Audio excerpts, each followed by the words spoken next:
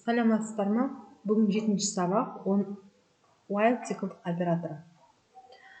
Алдыңғы сабақта біздер for циклдық оператормен танысқан болсақ, бүгін while циклдық оператормен жұмыс жасайтын боламыз.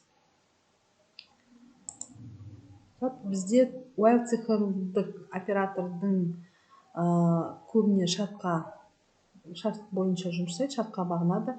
Мысалы, біздің берілген шартымыз ақиқат болған жағдайда ол бірнеше циклдық әрекетті орындайды. Егер де осы шартымыз біздің ақиқат болмаса, онда ол бірден циклдан шығып кетеді. Жақсында практикалық жұмыс бөлімге көшейік. Біздер алдымен жаңа бағдарламаны қолдан құрастырайық. While деп жазамыз.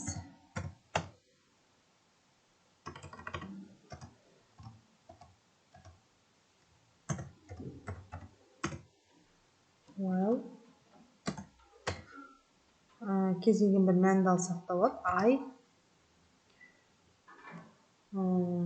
Кіші болса оннан деп аламыз. Енді бұл жерде айымыз мәні белгісіз. Сол себептен оны бастапқы мәнді көрсетеміз. Айымыз нешеге тең екен? Айымыз мысалы 1-ге тең дейік. Осы міне берілген бізді мына құрылған шарт, яғни while'дағы тұрған шарт. Осы шарт қазір ақиқат, қарап отырсаңыз, айымыз 1-ге тең, яғни 10-нан кіші болып тұр. Енді осы шарт ақиқат болғанға дейін, яғни қос нүктеден кейін не орындалу керек? Мысалы, сандарды экранға шығарайық. Print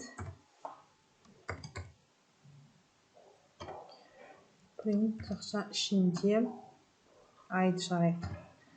Айды бірнеше рет санын шығарайық. Сосын төменде айдың мәнін арттырып отырамыз. Бірінен соң бірі шығару үшін мына жерде айдың мәнін арттырып отыру арқылы экранға бізге 10-ға дейін санды экранға шығару керек. File, run. Кодымызды сақтаймыз кез келген санмен.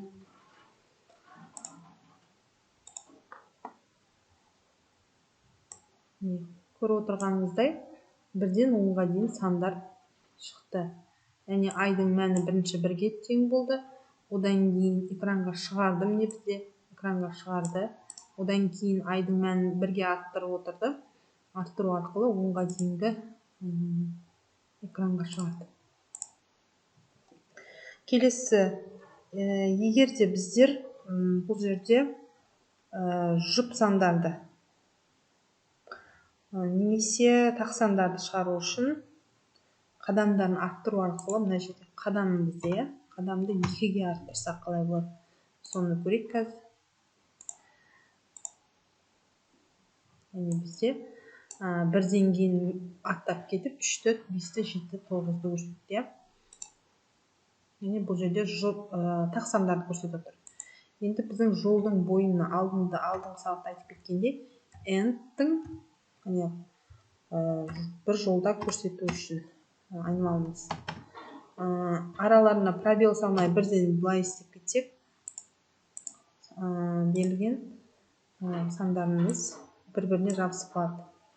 Ал егер де араларын ашып жататын болса, онда мына end'тің ішінде, тырнақшаның ішінде арасында пробел салсақ, ондай қылып орындалады. Келесі қадамын осы жерден біздер арттырып отырамыз. 3-ге салсақ қалай болады? 1-ден 1, сосын 4, 7, 10 деп. Бұл түсінікті деп ойлаймын. Бұл жерде жұп сандарды шығарып көрейік. Айдың мәнін 2-ге деп алдық. 2-ге тең деп алдық. Қадамында 2-ге арттырып отырады деп көрсеттік. Мына жерде программа кодында көріп отырсыздар, жұп сандарды экранға шығарды. ендігі келесі тапсырма былай алсақ, 1-ден 10-ға дейінгі сандардың қосындысы әрі көбейтіндісін алайық. Ол үшін мына жерде бастапқыда біздер s тең қосындыны алайық. S тең 0 деп аламыз қосынды, көбейтінді тең 1 деп аламыз. Себебі бұл жерде p-ны көбейтіндіні 1-ге тең деп алмасақ, 0 деп алсақ, егерде осы жерде 0 деп алсақ, барлық төменде енгізілген көбейтінді барлығы көбейтілгенде қай санға көбейтсек те 0 болады. Сол үшін 0 деген мәнді бермес үшін 1 деген санды аламыз. While 10-ға дейін қайталайды. Экранға сол 10-ға дейінгі сандарды шығарады. Мына жерде енді өзгеріс енгіземіз. Дейміз s тең s қосу I деп алайық. Келесі p тең p көбейтілген I деп алайық. Мынау бізде сандардың қосындысы, 1-ден 10-ға дейінгі сандардың қосындысы, мынау 1-ден 10-ға дейінгі сандардың көбейтіндісі. Бір қадамымыз арттыру үшін 1-ге арттырып отырамыз.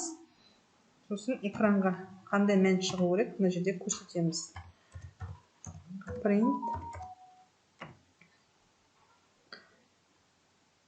s тең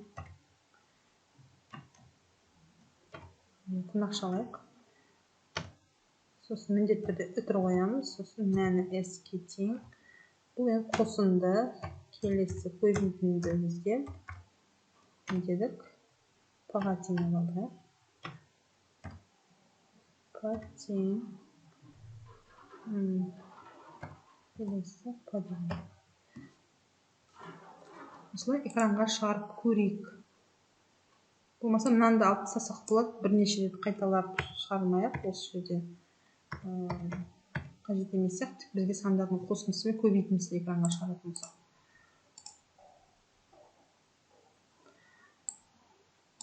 Қосындымыз біздің 55-ге тең, 1-ден 10-ға дейін сандардың көбейтіндісі. Келесі факториал деген жұмыс жасап көрейік. Бірақ факториалдың тиімді әдістері бар. Себебі библиотеканың өзінде бірінші жақсы факториалдың өзін шығарып көрейік, содан кейін келесі while'дың көмегімен шығарып көреміз. Ол үшін алдын біздер факториалмен жұмыс жасау үшін ол бізде не?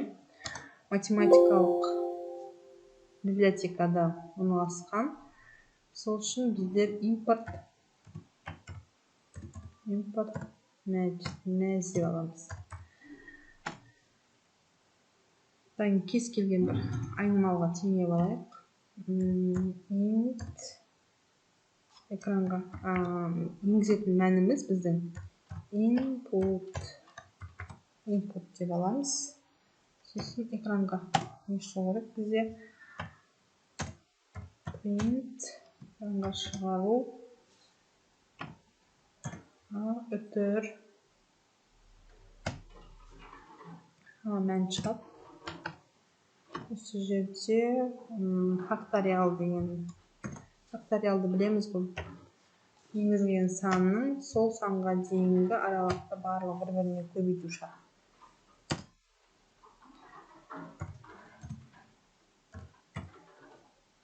Факториал дейміз. Факториал жақша ішінде, міндетті түрде жақша ішінде сол санның енгізілген санның a деген айнымалымыз. Оның соға дейінгі сандардың көбейтіндісін экранға шығарады. Мысалы 7 деп жазсақ, 1-ден 7-ге дейінгі сандардың көбейтіндісі 5040-ға тең болады екен.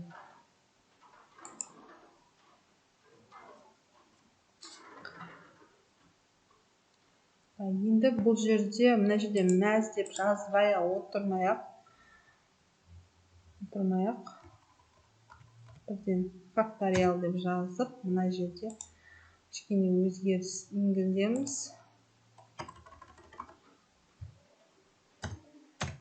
from mass import деп қайта мәз деп жазып отырмайық. Осылай жасасақ болады.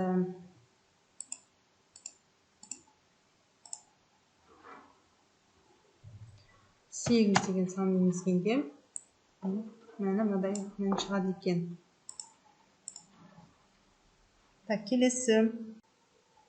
Жақсы, осы жерде while циклдық операторының көмегімен факториалды анықтап көрейік. Кез келген санды факториал анықтап көрейік. Экранға шығарамыз. Енгізілген санның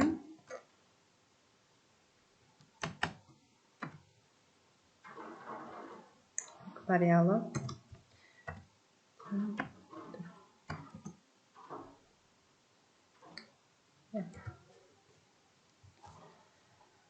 қарай іске қосып көрейік. Кез келген санның 9 дейік. Мысалы 9-ның факториалы мынандай мәнге тең болады екен. Бұл жерде түсіндіріп өтейін.